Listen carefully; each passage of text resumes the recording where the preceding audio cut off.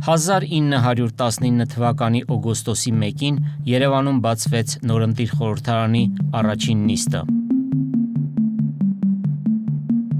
Նախագահ Ավետիք Սահակյանը հայտարարեց, որ Արևմտյան Հայաստանի կողպված սահմանները շուտով կփշրվեն և հայ ժողովուրդը դաշնակիցների օգնությամբ կդառնա պատմական հայրենիքի տերը։ Աշնանը Երևանում կայացավ իշխող քաղաքական ուժի Դաշնակցության 9-րդ ընդհանուր ժողովը, որը բյուրոյին հորդորեց ջանքեր գործադրել խափանելու Ադրբեջանից և Օսմանյան կայսրության տարածքից ծագող վտանգները։ Նույն շրջանում, երբ անկում ապրեց Դամաթ Ֆերիդի կառավարությունը, առաջին աշխարհամարտում հաղթանակած տերությունները առավել կարևորեցին հարաբերությունները քեմալական շարժման հետ։ Հայաստանը, սակայն, չէր շտապում շփման մեջ մտնել իր անմիջական հարևանի հետ։ Դաշնակցության ընդհանուր ժողովը ցույց տվեց ծայրահեղ մաքսիմալիստական ձգտումներ, որոնք չէին համապատասխանում ոչ մեր երկրի առարկայական պայմաններին, ոչ էլ մեր ժողովրդի կարողությանը։ Այս մաքսիմալիզմը գլխավոր պատճառը եղավ Հայաստանի գլխին եկած հետագա աղետների։ Ընդհանուր ժողովը չափից ավելի գերագնահատեց հայ ժողովրդին և դաշնակցության ուժերը։ Թուրքիայի հետ բարեկամական հարաբերություններ հաստատելու պահանջի խնդրում ճակատագրական նշանակություն ունեցավ ժողովի որոշումը ծովից ծով Հայաստանի մասին։ Այսօր կարծես այլևս բոլորի կողմից ընդունված փաստ է, որ ծովից ծով Հայաստանի պահանջը առնվազն տղայամտություն էր։ Երբ Մուստաֆա Քեմալը նեղ դրության մեջ էր, թուրքերի հետ երկխոսությունը արդյոք չէր փրկի Հայաստանի գոնե մի մասը և չէր կանխի թուրքերի հարձակումը։ Ժամանակի գործիչներից Ռուբեն Տեր-Մինասյանը, Հովհաննես Քաջազնունին խորապես համոզված էին, որ Հայաստանի կենսական շահերից է բխում ուղիղ բանակցությունների մեջ մտնել քեմալական Թուրքիայի հետ, սակայն նրանք պատրաստ չէին դեմ գնալ ժամանակի մտայնությանը։ 1919 թվականի աշնանը Հայաստանում էր ամերիկյան ռազմական պատվիրակությունը զորավար Ջեյմս Հարբորդի գլխավորությամբ։ Նախագահ Վուդրո Վիլսոնը նրան գործուղել էր Հայաստան, երկիրը ուսումնասիրելու և քննելու մանդատի պայմանները։ Սեբաստիայում Հարբորդը տեսակցություն է ունենում Մուստաֆա Քեմալի հետ։ Վերջինս Հայաստանի կառավարությանն առաջարկում է ձեռք քաշել մեծ պետություններից և անմիջական համաձայնության գալ թուրքերի հետ։ Հարբորդը մի օր մենակ մնալով իմ աշխատասենյակում ասաց, որ Անկարայի կառավարության նախագահ Ռաուֆ Բեյից ինձ ողջույն է բերել։ Ռաուֆ Բեյը պատրաստակամություն էր հայտնել անմիջապես բանակցել Երևանի հետ։ Հարբորդը խորհուրդ տվեց սկսել այդ բանակցությունները։ Մենք այդ խորհրդին չհետևեցինք, հավատալով, որ մեր հարցերը պետք է լուծվեն Սևրում, Փարիզում։ Հովհաննես Քաջազնունին հետագայում քննադատեց կուսակցական ընկերներին, բայց նաև իրեն, որ ժամանակին ջանքեր չեն թափել թուրքերի, քեմալականների հետ լեզու գտնելու ուղղությամբ։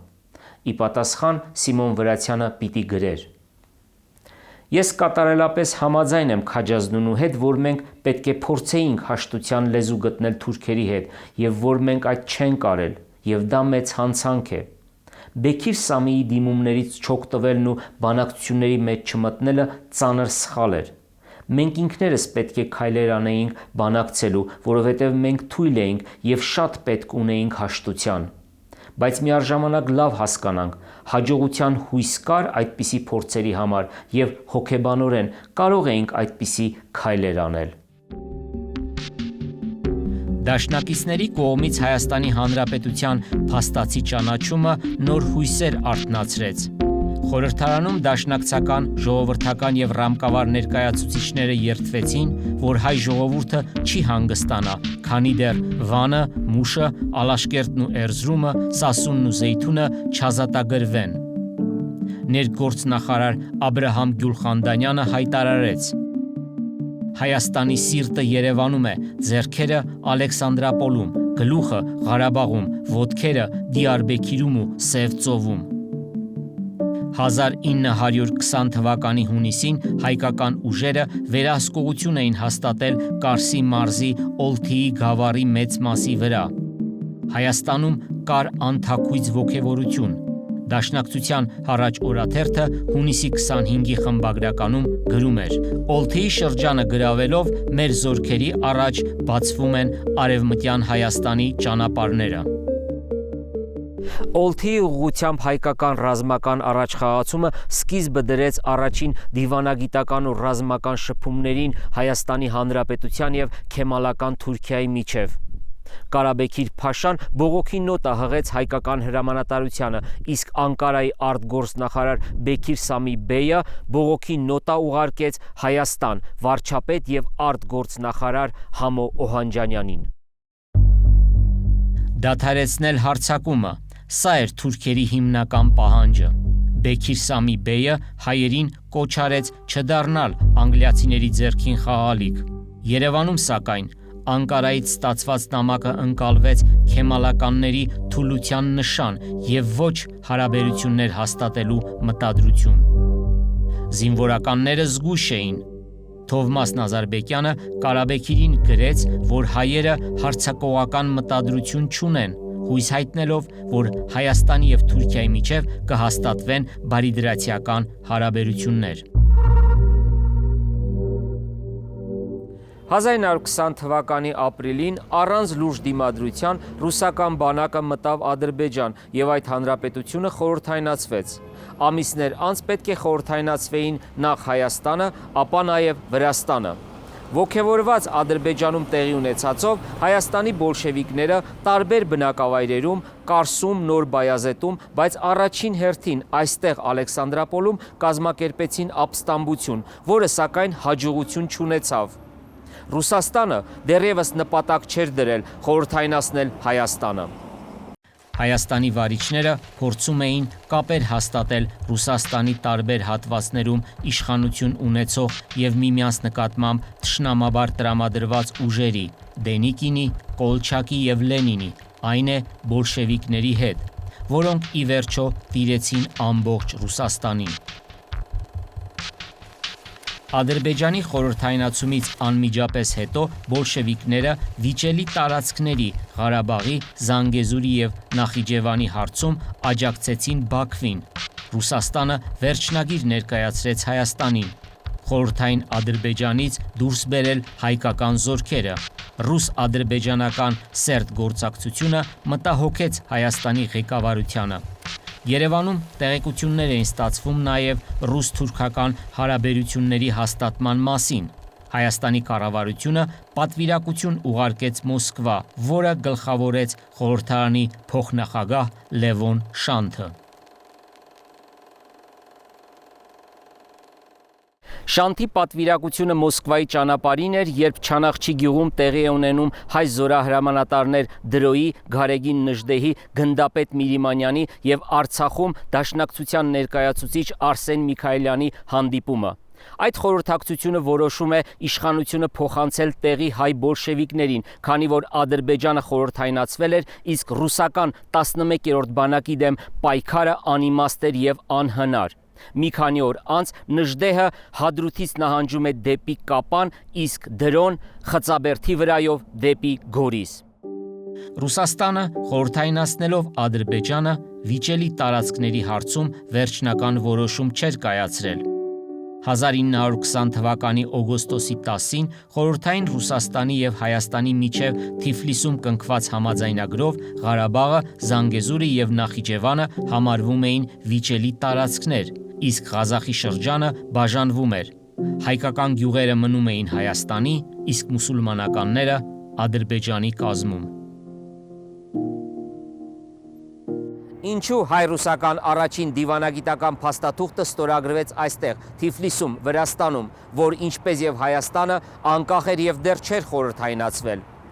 Մոսկվան Երևան էր գործուղել իր ներկայացուցիչ Բորիս Լեգրանին, որը պետք է Հայաստանի հետ ստորագրեր այդ փաստաթուղթը։ Սակայն բյուրո կառավարությունը արգելել էր նրա մուտքը Հայաստան։ Մտահոգված այս փաստով Թիֆլիսում Հայաստանի դեսպան Տիգրան Բեկզադյանը դիմեց Վրաստանի կառավարությանը, որպեսզի Լեգրանին հրավիրի Թիֆլիս։ Ահա այդ պայմաններում էր, որ այստեղ տեղի ունեցան հայ-ռուսական բանակցությունները եւ ստորագրվեց հայ-ռուսական առաջին փաստաթուղթը։ Ռուսները Շանթի պատվիրակությանը առաջարկում էին իրենց միջնորդությունը հայ-քեմալական հարաբերություններում։ Շանթը պատասխանում է, որ չունի նման լիազորություն։ Հայաստանում ռուս-թուրքական գործակցության մասին տեղեկություններ ստանում էին Ամռանը, երբ Մուստաֆա Քեմալի պատվիրակները Մոսկվայում բանակցում էին արտգործժողկոմ Չիչերինի հետ։ Ժամանակի հայկական մամուլում 1920 թվականի հուլիսին պահպանվել են հրապարակումներ, որոնցում վարչապետ Օհանջանյանը խոսում է ռուս-թուրքական պայմանավորվածությունների մասին։ Բոլշևիկ արկածախնդիրների հաճախակի հարձակումների հետևանքով անհանգիստ դրություն է Ղազախի գավառում։ Դրությունը վատ է Ղարաբաղում եւ Զանգեզուրում, բայց ոչ երբեք անհուսալի։ Հայաստանը չի կարող չնշմարել Քեմալի ու Լենինի մերձեցումը։ Եթե խորհրդային Ռուսաստանը անկեղծորեն կանգնած չէ Հայաստանի անկախության տեսակետի վրա, եթե նա որոշել է հայ ժողովրդի դիակների վրայով ձեռք մեկնել Թուրքիային եւ Հայաստանի ոչնչացման գնով հասնել իր հետապնդած նպատակներին, եւ եթե իբրև հետևանք քեմալականների եւ կոմունիստների համաձայնության բոլշևիկ խռովարարները պիտի շարունակեն իրենց հարձակումները Հայաստանի սահմանների վրա, ապա ուրեմն Ռուսաստանը մեզ համար բացահայտ թշնամական պետություն է։ Ամբողջ ամռան ընթացքում Ռուսաստանի արտգործնախարարությունը առանձին բանակցություններ էր վարում Մոսկվա ժամանած հայկական եւ թուրքական պատվիրակությունների հետ։ Հայաստանի բյուրո կառավարությունը Լևոն Շանթին տվել էր անիրագործելի թվացող մի շարք հանձնարարականներ։ Առաջին, խորհրդային Ռուսաստանը պետք է ճանաչի Հայաստանի անկախությունը, նրա կազմում Ղարաբաղը, ինչպես նաև սկզբունքով ընդունի արևմտահայ շրջանների միավորումը։ Երկրորդ, չմիջամտի Հայաստանի ներքին գործերին, չծավալի կոմունիստական բոլշևիկյան գործունեություն եւ թույլ տա, որ Հյուսիսային Կովկասում եւ Ռուսաստանում հաստատված հայ գաղթականները վերադառնան տուն։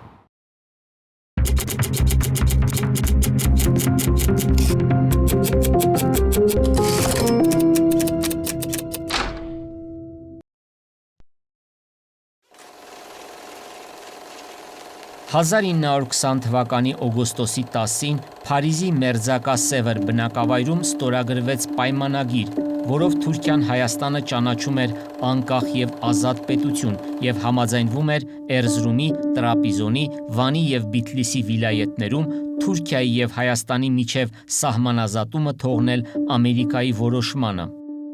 Սպասվում էր, որ նախագահ Վուդրո Վիլսոնի իրավարար վճռով Հայաստանը կունենար 160,000 քառակուսի կիլոմետր տարածք։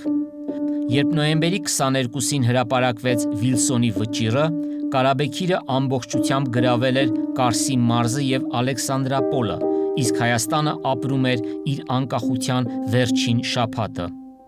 Քեմալականները գրավեցին Հայաստանի տարածքների կեսը, իսկ մյուս կեսը խորհրդայնացվեց։ Քեմալականները նախ գրավեցին Սարիղամիշը։ Սա այն բնակավայրերից էր, որ Կարս շրջագայության ժամանակ այցելում էր Հայաստանի վարչապետը։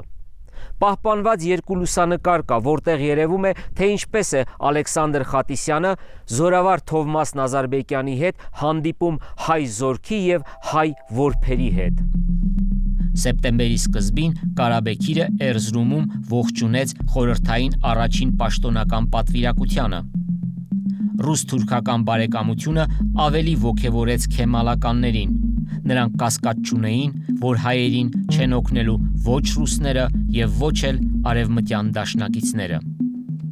Ադրբեջանի խորհրդայնացումից, քեմալականների հետ բարեկամական հարաբերություններ հաստատելուց եւ Ռուսաստանում հակաբոլշևիկյան ուժերին ճնշելուց հետո Լենինի եւ Մոսկվայի համար օրակարգային դարձավ Հայաստանը։ Ինչ էին ուզում բոլշևիկները։ Նրանք ձգտում էին Հայաստանի խորհրդայնացմանը, որը քեմալականների ներխուժման պայմաններում ավելի ընդունելի կլիներ Հայաստանի բնակչության մի մասի համար առնվազն։ Այսօր մենք կասկածից դուրս պիտի համարենք այն համաձայնությունը, որ կնքվել է խորհրդային Ռուսաստանի և թուրք ազգայնականների պարագլուխ Մուստաֆա Քեմալի միջև։ Հայ ժողովուրդը իր աշխարհագրական ու ազգագրական պայմանների շնորհիվ միշտ իր հոգու խորքում ունեցել է մի հիվանդոտ մտայնություն, որից նա դժվարությամբ է կարողանում ազատվել։ Դա կույր ռուսասիրությունն է, որ միևնույն ժամանակ դարձել է մեր հասարակական պետական կյանքի ամենացավոտ վերքը։ Հայ կյանքի ամենախոշոր վերքը ռուսասիրությունն է, որ պետք է բոլոր միջոցներով արմատախիլ անել, քանի որ ռուսասիրությունը ներկայումս մեր թշնամիներից խոշորագույնն է։ Հոկտեմբերի 2-ին, ինչպես Սարդարապատի օրերին, հայ ժողովրդին դիմում է ամենայն հայոց հայրապետը։ 2 տարվա կյանքը մեզ սովորեցրեց, որ մենք պետք է պաշտպանենք հայրենիքը, օտարը մեզ չպաշտպանեց և չի պաշտպանելու։ Ինչ ես մտածում դու անել, կռվել քաջաբար և մեռնել հերոսաբար, թե հավիտենական ստրուկ դառնալ։ Գնա հայ ժողովուրդ, գնա հավատով դեպի մարտի դաշտը, քեզ օգնական Փրկչի սուրբ խաչը, քեզ պահապան մեր սուրբ լուսավորչի հզոր աջը և քեզ ուղեկից հայոց հայրապետի աղոթքն ու արտասուքը։ Ամռանը, երբ հայկական բանակը հաջողություններ էր գրանցում Կարս Օլթի հատվածում, վարչապետ Օհանջանյանը հարկ չէր համարում անձամբ պատասխանել քեմալականների նամակներին։ Այժմ, երբ թուրքերի առաջխաղացումը սրընթաց էր, նա էր ստորագրում Անկարա ուղարկվող նամակները, որոնցում ավելի շատ խոսվում էր խաղաղության ու բարիդրացիության մասին։ Օհանջանյանը հույս ուներ, որ Հայաստանի ժողովուրդը կմիավորվի և ցավալի հարվածներ կհասցնի ներխուժող քեմալական ուժերին, ու նրանք շահագրգռված կլինեն ժամ առաջ դադարեցնել պատերազմը և խաղաղության բանակցություններ սկսել Երևանի հետ։ Վարչապետի հաշվարկը 2 հարցերում էլ ճիշտ դուրս չեկավ։ Հայկական բանակը բարոյալքված էր, ժողովուրդը ուժ չուներ կռվելու, իսկ քեմալականները նպատակ ունեին առաջ շարժվել դեպի Երևան։ Սարիղամիշից օրինակ, հայերը այնպիսի խուճապով էին հեռացել, որ ամբողջությամբ թողել էին սննդի և զինամթերքի հսկայական պահուստները։ Նույն բարոյալքումը խուճապն ու անկանոն նահանջն էր ռազմաճակատի մյուս ուղղություններում։ Հոկտեմբերի 30-ին, երբ թուրքերը մտան Կարս,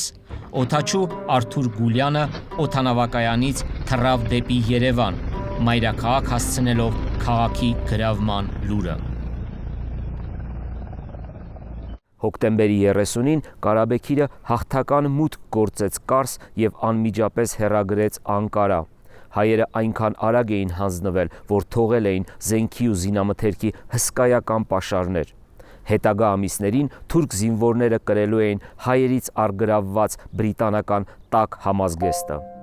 Հայ զինվորների մի մասը թաքնվել էր Կարսի ամերիկյան որբատան մահճակալների տակ։ Հայկական կողմի զոհերի ու վիրավորների թիվը մոտ 1500 էր։ Եվս 1500 հայեր գերի ընկան, այդ թվում 3 զորավար, 1 նախարար։ Գերի ընկած սպաների ու զինվորների մեծ մասին ուղարկեցին Էրզրում։ 1 տարի ծայրահեղ դաժան պայմաններում պահված այդ զինվորներից շատերը մահացան գերության մեջ։ Հոկտեմբերի 30-ին Երևանում կառավարության նիստում վարչապետ Օհանջանյանը հաղորդեց Կարսի անկման մասին։ Ինչ անել։ Շարունակել պատերազմը։ Սա էր հիմնական մտայնությունը։ Նոյեմբերի 1-ին Երևանից Ալեքսանդրապոլ մեկնեցին կառավարության և իշխող Դաշնակցություն կուսակցության մոտ 20 պաշտոնյաներ, որոնց մեջ էին զինվորական գործերի նախարար Ռուբեն Տեր-Մինասյանը, Թովմաս Նազարբեկյանը և նախկին վարչապետ Հովհաննես Քաջազնունին։ Այդ պաշտոնյաների ու տեղական իշխանությունների հանդիպման ընթացքում մեծ ճնշում բանեցվեց Տեր-Մինասյանի վրա, որպեսզի ստանձնի ռազմաճակատի ընդհանուր հրամանատարությունը և առաջնորդի զինվորականներից ու քաղաքացիներից բաղկացած խառաբանակը, ինչպես 1918 թվականի մայիսին Սարդարապատում։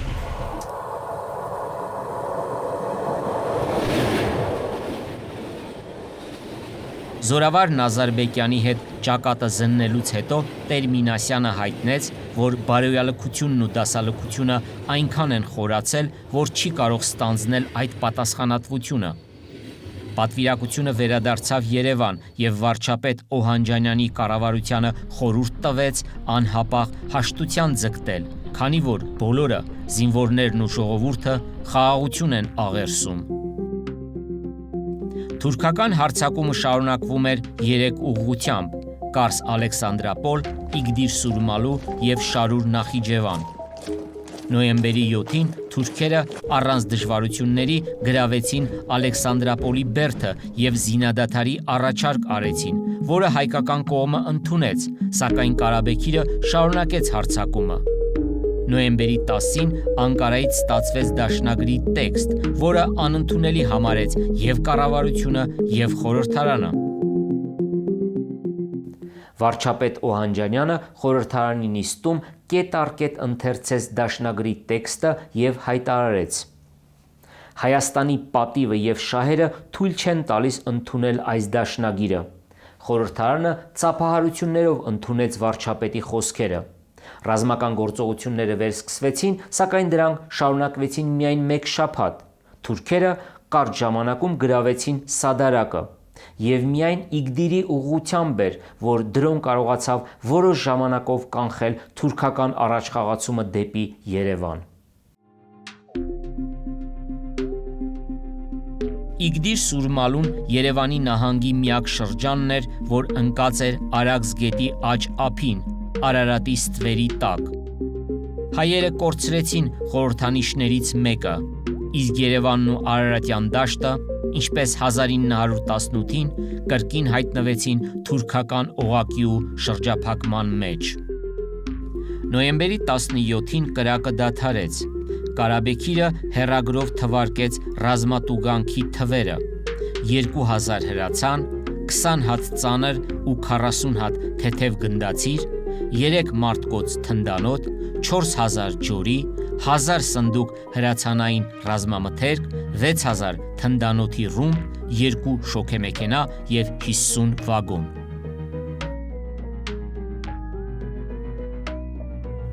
Վարչապետ Օհանջանյանը Ալեքսանդր Խատիսյանին առաջարկեց գլխավորել Ալեքսանդրապոլ մեկնող հայկական պատվիրակությունը դաշնագիր կնքելու Կարաբեքիրի հետ։ Խատիսյանը համաձայնվեց, բայց նախքան Ալեքսանդրապոլ մեկնելը մի վերջին անգամ փորձեց պարզել, թե ինչ կարելի է ակնկալել դաշնակիցներից, որոնց հիմնական նստավայրը Կովկասում Վրաստանն էր։ Նոյեմբերի 18-ի վաղ առավոտյան Ալեքսանդր Խատիսյանը Երևանից ուղևորվեց Թիֆլիս։ Նույն օրը երեկոյան նա հասավ Վրաստանի մայրաքաղաք, իսկ հաջորդ օրը այցելեց բրիտանական, ֆրանսիական, իտալական և հունական դիվանագիտական ներկայացուցչություններ։ Որևէ մեկը հայերին օգնության խոստում չտվեց, միայն բրիտանացիներն ակնարկեցին, որ ավելի լավ է հայերը հաշտվեն, լեզու գտնեն թուրքերի հետ, քան բոլշևիկների։ Նույն օրը Խատիսյանը Թիֆլիսից շտապ վերադարձավ Երևան։ Հասնելով Երևան, Խատիսյանը ուղևորվեց դեպի Ալեքսանդրապոլ։ Պատվիրակության մյուս անդամներն էին նախարար Աբրահամ Գյուլխանդանյանը և Կարսի նահանգապետ Ստեփան Ղորղանյանը։ Ղորղանյանն այսպես է նկարագրում 1920 թվականի նոյեմբերի 22-ի երեկոն Երևանի երկաթուղային կայարանում։ Ալեքսանդր Խատիսյանը Ալեքսանդրապոլ էր գնում այն նույն սալոն վագոնով, որը ուղիղ 1 տարի առաջ նրան բերեց դեպի Կարս։ Ուղիղ 1 տարի առաջ շրջապատված զորավարներով, հասարակական գործիչներով ու փայլուն շքախմբով վարչապետ Խատիսյանին ընդունում էր Կարսի նահանգապետի պատվավոր զեկուցումը նահանգի դրության մասին և շատ բարձր տրամադրությամբ լսում ազգային օրհներգը։ Այսօր Կարսի նախկին նահանգապետը Խատիսյանին կրկին ուղեկցում էր դեպի Արփաչայ, որի պղտորված ջրերի հորձանքում վերջինս ստիպված էր լինելու ստորագրել այն Կարսի անջատումը, որ դեռ 1 տարի առաջ արքայական ընդունելություն ցույց տվեց Հայաստանի վարչապետին։ Խորին լռության և գիշերվա թանձր խավարի մեջ մեր գնացքը շարժվեց դեպի Ալեքսանդրապոլ։ Այդ գիշեր Երևանից Ալեքսանդրապոլ էր մեկնում 3 գնացք։ Առաջինում հայկական պատվիրակությունն էր Խատիսյանի գլխավորությամբ, երկրորդում հայ-թուրքական բանակցություններում ռուս պատվիրակ Բուդու Մդիվանին եւ նրա բոլշևիկյան անձնակազմը, իսկ երրորդ գնացքը տանում էր Կարաբեկիրի պահանջած ռազմատուգանքի մի մասը։ Մինչ գնացքը կհասներ Ալեքսանդրապոլ եւ կսկսեին հայ-թուրքական բանակցությունները, վարչապետի պաշտոնը ստանձնեց Սիմոն Վրացյանը, սոցիալիստ հեղափոխականների հետ կազմելով կոալիցիոն կառավարություն։ Նոյեմբերի 20-ին, 23-ին եւ 24-ին կառավարության տեսակետներն արտահայտող Հարաճ օրաթերթը մի քանի խմբագրական նվիրեց Հայաստան-Թուրքիա հարաբերություններին։ Եթե Հայաստանը կամենում է ապրել իբրև պետություն, ամեն կերպ պիտի խուսափի լինել իր մեծ հյուսիսային հարևանի Ռուսաստանի խաղալիքը։ Մյուս կողմից, մեր դարավոր թշնամին Թուրքիան կարող է ի վերջո հաշտվել մեր պետական գոյության հետ միայն այն ժամանակ, երբ մենք մեկ անգամ ընդմիշտ հրաժարվենք ռուսական կողմնորոշումից։ Իր փրկության համար Հայաստանը ունի միայն մի ճանապարհ՝ գտնել ընդհանուր լեզու իր հարևանի Թուրքի հետ։ Եթե հայ ժողովուրդը կամենում է ապրել եւ ապահովել իր պետական եւ ֆիզիկական գոյությունը, նա պետք է ունենա ոչ թե ռուսական, այլ թուրքական կողմնորոշում։ Ռեալ քաղաքականության գլխավոր սկզբունքն է պահանջներից սահմանը սեփական ուժի չափն է։ Եթե այդպես վարվենք, մենք միշտ կշահենք, մեր ոտքի տակից երբեք չենք կորցնի հաստատուն հողը եւ հաշտության ընդհանուր լեզու կգտնենք թուրքերի հետ։ Մենք պետք է ձգտենք ամենայն անկեղծությամբ եւ վճռականությամբ վերացնել այն բոլոր խոչընդոտները, որոնք մինչև այժմ անկարելի են դարձրել հայ-թուրքական բարեկամությունը։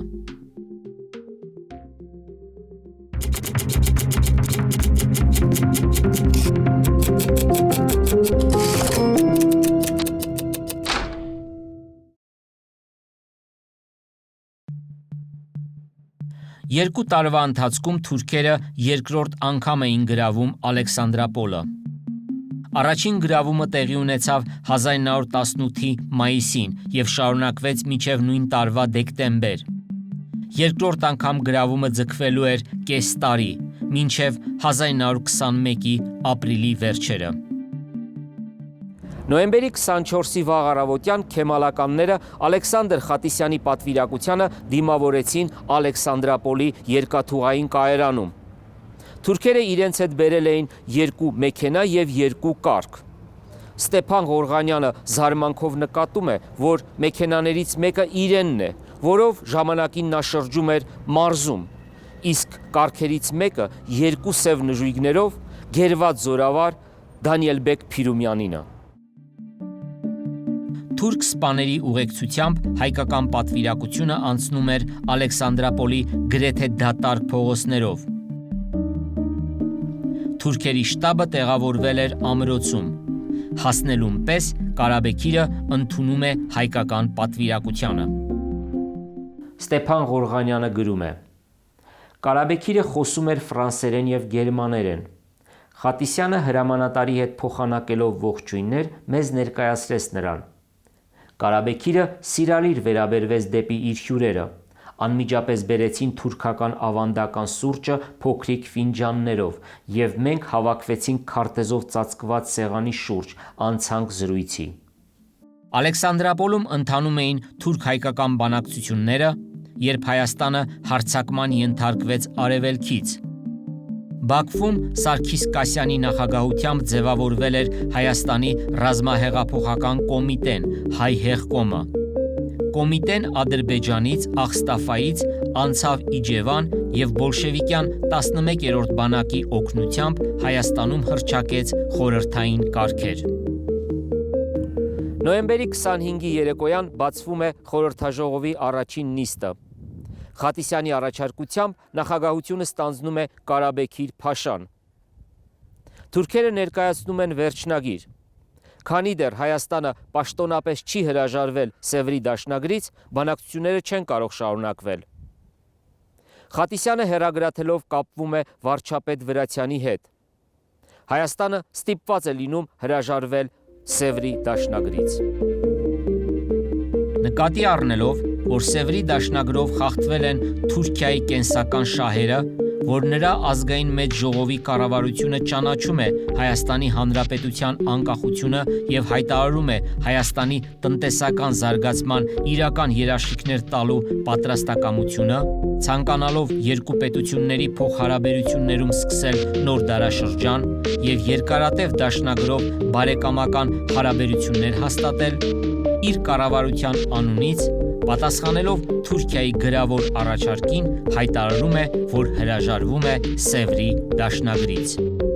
Այսպիսով, Հայաստանի կառավարությունը ընդունում է Ղարաբաղի վերջնագիրը, որին ի պատասխան թուրքերը նշանակում են երկրորդ նիստը։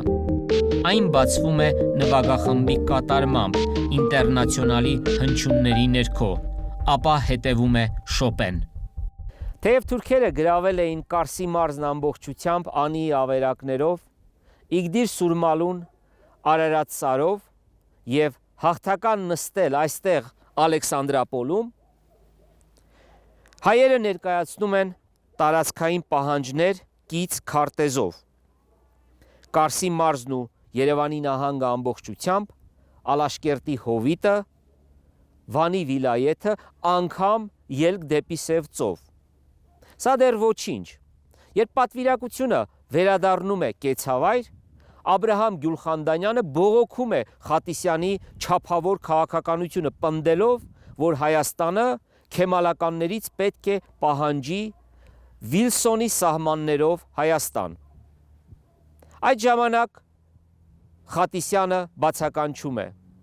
Աբրահամ, մենք պարտվել ենք,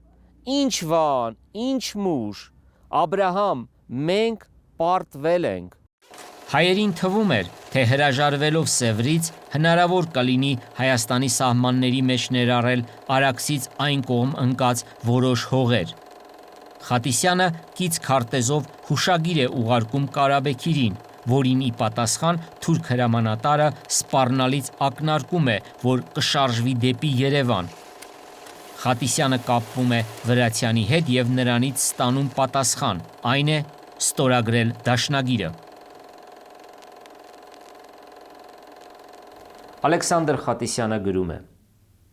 Իմ կյանքում երկրորդ անգամ ինձ վիճակվեց ծանր րոպեներ ապրել Հայաստանի սահմանների խնդրի առթիվ։ Առաջին անգամ 1918 թվականի հունիսին Բաթումում, երկրորդ անգամ Ալեքսանդրապոլում։ Մենք նորից տեսանք Հայաստանը երկաթե փականքների մեջ ծեղմված, առանց Թուրք Հայաստանի, առանց Կարսի նահանգի, առանց Նախիջևանի, առանց նույնիսկ Սուրմալուի։ Հայհեղկոմի ներխուժումով Հայաստանում հաստատվում էին խորհրդային կարգեր։ Ռուսաստանի ներկայացուցիչ Բորիս Լեգրանը Երևանում ներկայացնում է խորհրդայնացման վերջնագիրը։ Դաշնակցությունը Լեգրանի պահանջը քննարկում է հատուկ նիստում։ Բուրն ու անհաշտ բանավեճերից հետո կառավարող կուսակցությունը 7 դեմ եւ 22 կողմ քվեով բավարարում է Մոսկվայի պահանջը եւ իշխանությունը խաղաղ ճանապարհով փոխանցում հայ հեղկոմին։ Նույն ժամերին Ալեքսանդրապոլում տեղի էր ունենում հայ-թուրքական բանակցությունների վերջին 4-րդ նիստը։ Հայկական կողմը ընդունում է քեմալականների վերջնագրի բոլոր կետերը։ Ղարաբաղի Փաշան համաձայնվում է Հայաստանին թողնել շուրջ 700 քառակուսի կիլոմետր տարածք Աղբաբայի այս շրջանը, այսօրվա Ամասյան, սակայն կտրականապես մերժում է հայկական կողմի խնդրանքները Հայաստանին թողնել Անին, Սուրմալուն եւ Նախիջևանը։ Վարչապետ Վրացյանը հեռագիր է հղում Մուստաֆա Քեմալին, հույս հայտնելով, որ Ալեքսանդրապոլի բանակցություններում երկու կողմերի փոխադարձ շահերը ապահովող ելք կարձանագրվի։ Դեկտեմբերի լույս 3-ի գիշերը, երբ Հայաստանը արդեն խորհրդայնացվել էր, Ալեքսանդրապոլում ստորագրվեց թուրք-հայկական դաշնագիրը։ Հայաստանը իրավունք ունի պահելու զորաբանակ ոչ ավելի քան 1500 սվին։ Հայաստանի վրա հարձակման դեպքում Թուրքիան պաշտպանում է հայոց կառավարության պահանջով եւ աջակցում է Հայաստանին։ Թուրքիան եւ Հայաստանը փոխադարձաբար օգտվում են ազատ տարանցումից, ինչպես երկաթուղիներով, այնպես եւ բոլոր ճանապարհներով։ հայերը Թուրքիայում եւ թուրքերը Հայաստանում վայելում են հավասար քաղաքացիական իրավունքներ։ Ալեքսանդրապոլի դաշնագիրը ապօրինի էր ոչ միայն տեխնիկական առումով, այն երբեք չի վավերացվել, բայց թուրք ազգայնականներին հաջողվեց Հայաստանի հետ սահմանը դարձնել մշտական, օրինականացնելով Արարատ սարի, Սուրմալու Իգդիրի, Անի Կարսի եւ Շարուրի գրավումը։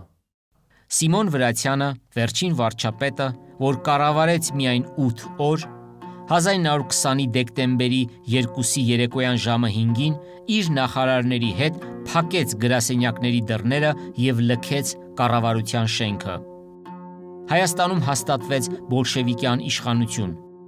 Հետագայում Վրացյանը այդ երեկոն այսպես է հիշել. Մենք հանգիստ ցրվեցինք մեր տներով։ Հանգիստ ու խաղաղ էր նաև քաղաքը, խաղաղ էր նաև Արարատը, փաթաթված հաստ ամպերով, մտորելով աշխարհի դատարկության վրա։ Այդ երեկոյան եկան հայր Աբրահամը, Ավետիք Սահակյանը եւ Պապաշան, Լևոն Թադևոսյանը։ Նրանք անասելի տխուր էին։ Նստեցին առանց բառ ասելու։ Նստած իմ գրասեղանի մոտ ես էլ լուռ էի։ Իմ ձախ կողմում պատին կախված նկարիչ Երկանյանի նվիրած կտավը սուր աչքերով սիրունատես տրապիզոնի աղջիկը մեզ էր զննում։ Լայն պատուհանից մայրամուտին Արարատի սիլուետն էր գծագրվում։ Լռությունը պարուրել էր սենյակը, ինչպես մեր հոգիները։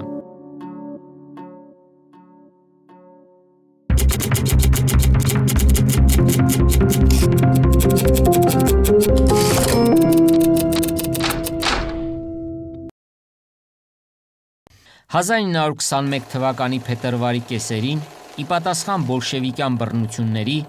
անկախ Հայաստանի վերջին կառավարությունը Սիմոն Վրացյանի գլխավորությամբ ձևավորեց հայրենիքի փրկության կոմիտե եւ վերցրեց իշխանությունը Երևանում։ Հայաստանի տարածքում փաստացի 3 իշխանություն կար՝ Երևանում հայրենիքի փրկության կոմիտեն, մայրաքաղաքից դուրս հայ հեղկոմը, իսկ Ալեքսանդրապոլում եւ շրջակա տարածքներում քեմալականները։ Հայրենիքի փրկության կոմիտեն դիվանագիտական շփումների մեջ մտավ տարբեր կառավարությունների, այդ թվում եւ առաջին հերթին Անկարայի հետ։ Սիմոն Վրացյանը հետագայում գրեց. Հայրենիքի փրկության կոմիտեն ձգտում էր նոր հիմքերի վրա դնել հայ-թուրքական հարաբերությունները եւ փոխադարձ համաձայնությամբ թեկուզ զիջումներով լուծել սահմանային վեճը, քանի որ կյանքի փորձը ցույց էր տալիս, որ Հայաստանի անկախ գոյության համար ամենից առաջ անհրաժեշտ է թուրքական բարյացկամությունը։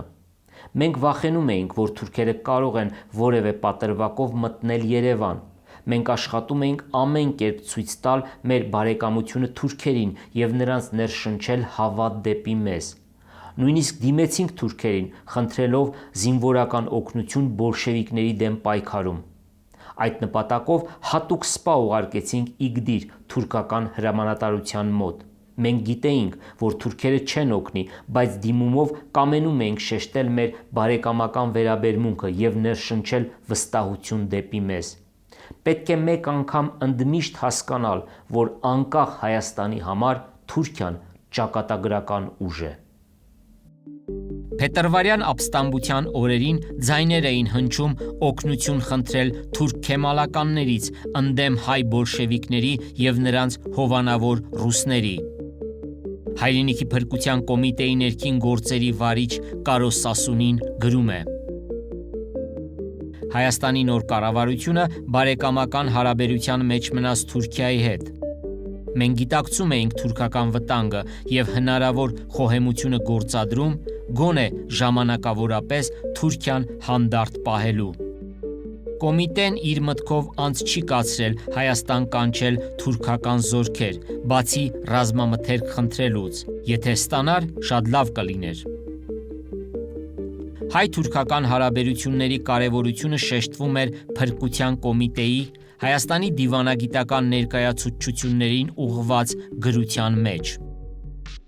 Ալեքսանդրապոլի պայմանները, որքան ծանր էր մեզ համար, այնուամենայնիվ ապահովում էր հանրապետության գոյությունը։ Մեր արտասահմանի բարեկամները հաճախ խոշոր սխալներ են անում, անտեղյակ լինելով կամ հաշվի չառնելով մեր իրական դրությունը։ Բոլշևիկների դեմ կռվելու եւ ընդհանրապես մեր երկրում խաղաղ կյանք վերսկսելու համար մենք մեծապես պետք ունենք հարևան Թուրքիայի բարեկամությունը, նույնիսկ աջակցությունը։ Ամեն մի քայլ այդտեղ արտասահմանում, որ հակառակ է մեր Թուրքիայի հետ բարյացակամ կապեր հաստատելուն, կարող է ճակատագրական լինել մեզ համար։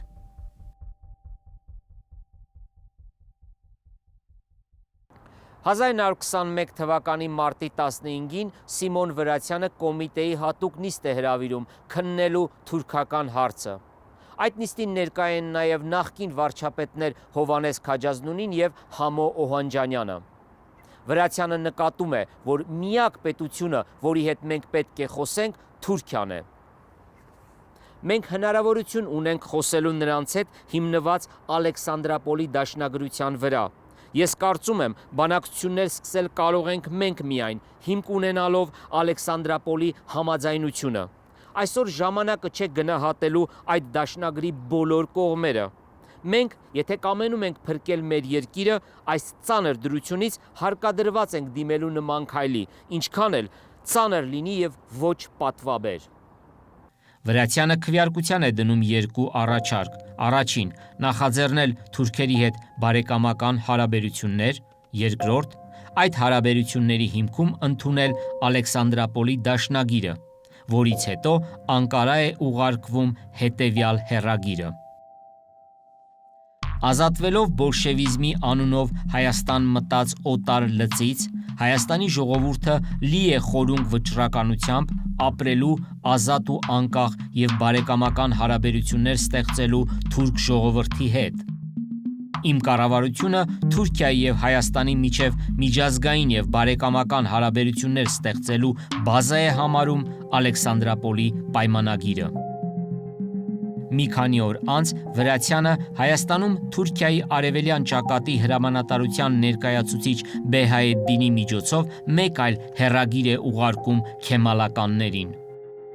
Հայաստանի կառավարությունը խնդրում է Թուրքիայի ազգային մեծ ժողովի կառավարությանը հանուն երկու ազգերի փոխադարձ շահի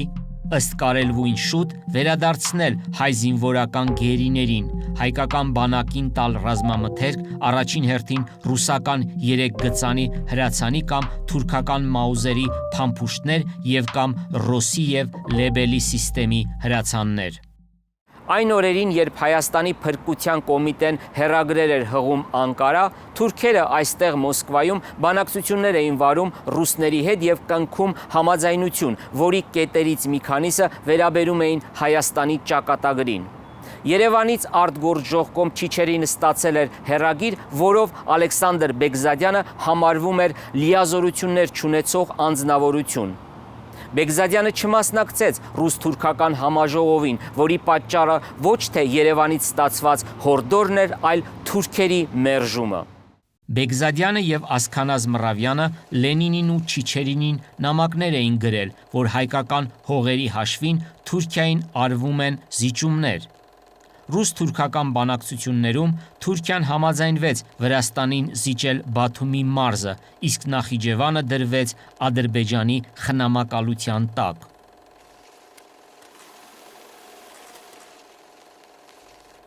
Ռուս-թուրքական պայմանագրի ստորագրումից 2 շաբաթ անց բոլշևիկների օգնությամբ հայ հեղկոմը վերադարձավ Երևան։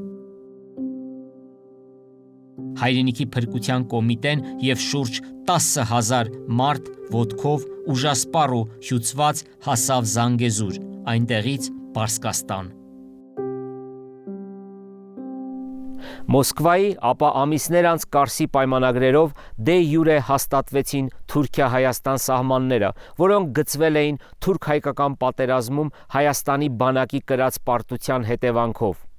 Մի քանի շաբաթների ընթացքում Հայաստանը կորցրեց Կարսի մարզն ամբողջությամբ անի ավերակներով, Սուրմալուի գավառը Արարատ սարով, իսկ բոլշևիկները ռազմակալեցին Նախիջևանը, Զանգեզուրն ու Արցախը։ Հայաստանի հողազրկումը նոր պայմանագրով ամրագրելու գործում Կարսի խորհրդաժողովը Մոսկվայի պայմանագրի շարունակությունն էր։ այն բացվեց 1921 թվականի սեպտեմբերին։ Ռուսական կողմի ներկայությամբ բանակցություններ էին վարում մի կողմից Թուրքիան, մյուս կողմից Խորհրդային Վրաստանը, Հայաստանը և Ադրբեջանը։ Ղարաբեգիր Փաշան Ռուսաստանի լիազոր ներկայացուցիչ Յակով Գանեցկուն և Անդրկովկասյան 3 հանրապետությունների պատվիրակություններին սպասում էր Կարսի իր կեցավայրում։ Հայաստանը ներկայացնում էին Ասքանազ Մռավյանն ու Պողոս Մակինցյանը։ Պատվիրակությունները դատարկ չէին եկել Կարս։ Հայերը իրենց հետ բերել էին 2-ական արկղ կոնյակ և գինի։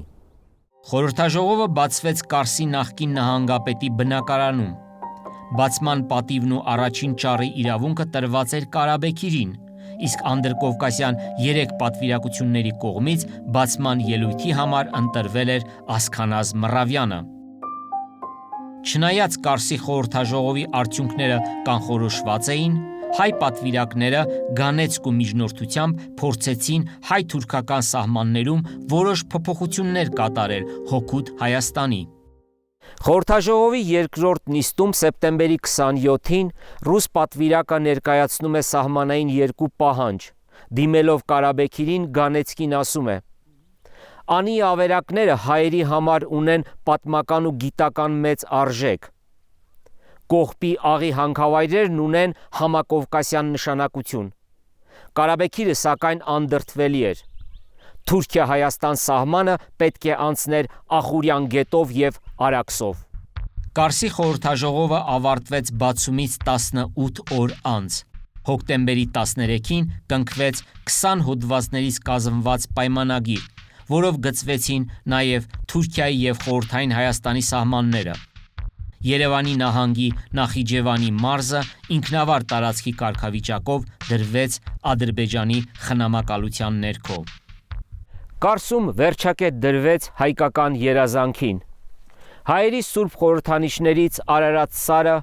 Բագրատունիների չքնաղ մայրաքաղաք Անին, Երևանի նահանգի Սուրմալուի և Նախիջևանի գավառները անցան Թուրքիային և Ադրբեջանին։